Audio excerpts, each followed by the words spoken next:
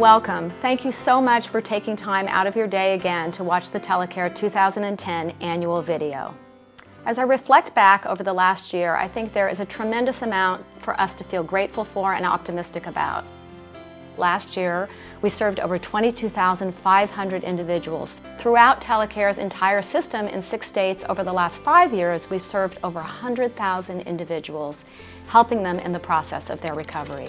We opened 8 new programs last year, many of them in important new markets that should contribute to long-term growth opportunities for the company. The important programs include our first neuropsychiatric contract with a medical center in Rancho Mirage, California. This is representative of a new contract management business that Telecare has established. We entered the state of Washington for the first time and have many new opportunities there.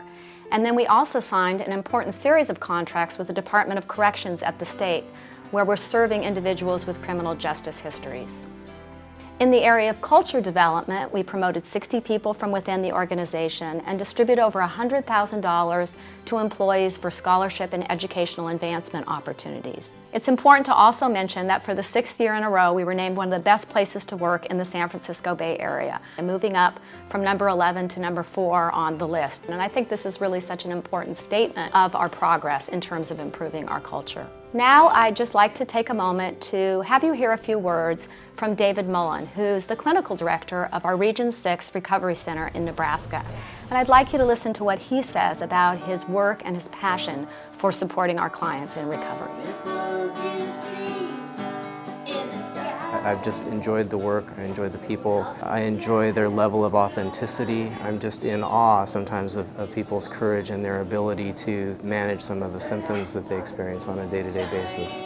And I think one of the most effective and powerful things that you can do to find a way for that person to, first of all, teach you about themselves and become more aware of that person's strengths, and then find something that that person is better at than you are and have them teach you about it. Finding value in the uniqueness that someone brings to a relationship with me. So everyone that lives here has something unique about them that they can bring to me in my relationship with them, and I can learn from, and that I can value. And Kelly has a lot of that. We're just very creative, prolific artist in a lot of different ways. This is something that I am emotionally invested in. It's something that I feel kind of a natural connection with. Working in this way with this group of people and bringing respect and bringing admiration and bringing value to those relationships. Nice work. Because of the tremendous work David is doing with our clients and all of you are doing every day, we've gained increased attention, not just with our customers, but nationally. And that higher standard, that unique approach, that innovativeness was really recognized this last month when we had the privilege of being honored here by former First Lady Rosalynn Carter. Spoke directly to staff to thank them and tell them what a great job we are doing in the field of recovery and in mental health. I looked up Telecare on the internet and found out a lot about you and the wonderful work you're doing. I just have such great admiration for you. You're way ahead with working toward recovery, which I think the whole mental health system is going to have to move to. One of the best things that happened to me in the mental health field is meeting people like you who every day work very hard in this issue, and that I'm so interested in helping people who need help. But I just want to know how much I appreciate what you're doing. I have great admiration for you and pleased to be here. It was one of the best experiences I've ever had at Telecare. To have the confirmation from her that what we're doing really is far ahead. An area of recovery that's been a little slower to develop has been in the area of medications. And at Telecare, we think it is so important that our clients do understand what medications they're taking, the side effects of those medications, and that they're in a position when they see their physician to ask them questions and have a discussion about that. Now I'd like you to meet Cindy at our SARPI program in Nebraska and hear how she's working with her clients around their medication. This is our med cart here, and the patients set these up once a week with a nurse. So they'll go through here and they will tell me what each pill is, what it's for, the dose. This is how I teach them their medications. This is what it looks like. So what do you take Effexor for? Depression. that is correct. And right now, these are working for you, aren't they? It feels good to control your own medication, to come in here and fill up your own Mediset. You know what they do and you know what to expect, the side effects and everything else. What do you take in the morning? Celexa. Celexa, okay. I don't have any non-compliant residents. They all come and take their meds. I don't ever have to take meds to them. The culture we have in our programs is foundational to supporting our clients in recovery. If we are disrespectful to each other in the programs and not mindful of how we are with each other as staff, that clearly is not going to help our clients in their recovery process. As a result, one of the first programs in our RCCS that we piloted this year was our culture assessment tool, which is a measure we use to objectively sort of turn the RCCS on ourselves to see how we are with each other as a team and how mindful we are of our behavior with each other. Now I'd like you to hear from Kelly in terms of how they've used the RCCS to improve their culture at the SARPI program.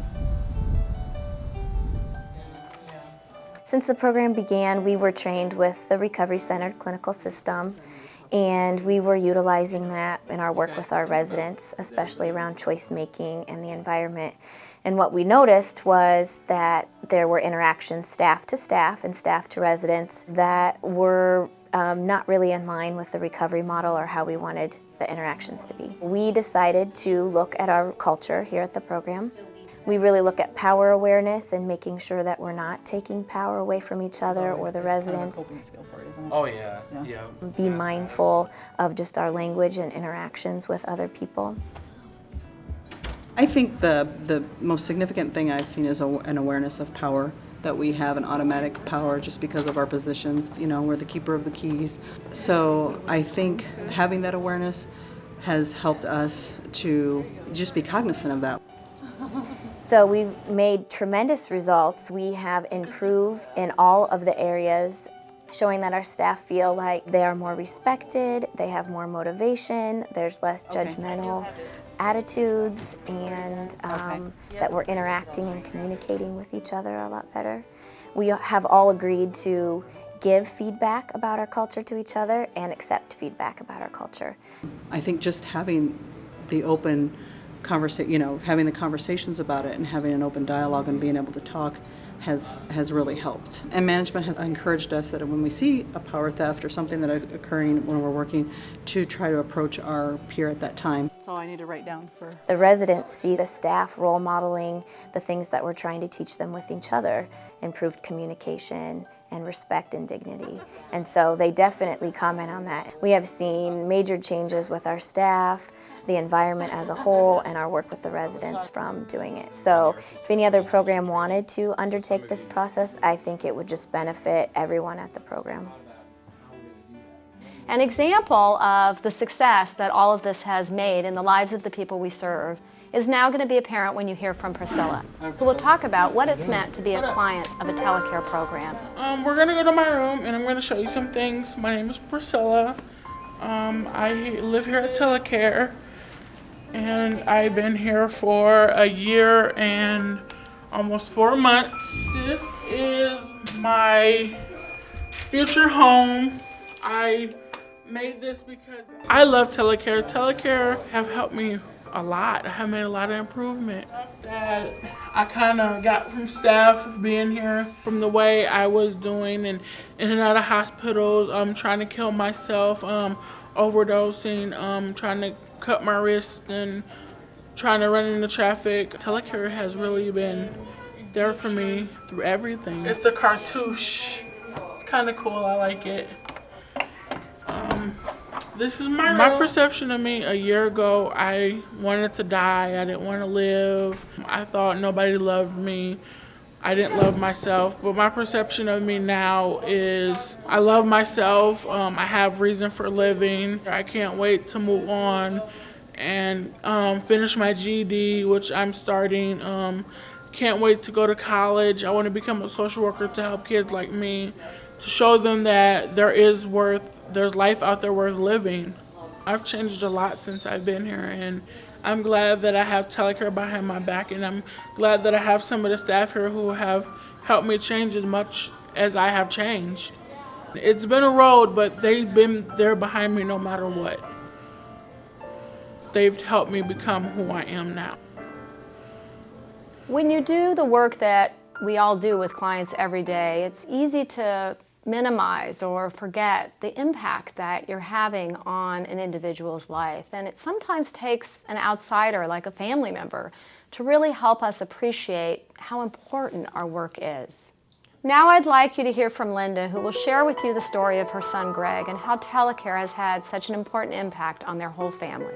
The room is back this way. I go smoke. My husband and I know That's nothing about schizophrenia, bipolar, or any type of devastating mental illness. We have nobody in the family that has any of that. So we weren't aware of the symptoms, weren't familiar with anything that was happening. But we started with Telecare many years ago. When Greg had his break in 2004, we were blessed, I think maybe in '06, with his first experience at the Telecare. We've had nothing but great experiences. These people are heartfelt. They will do anything for you.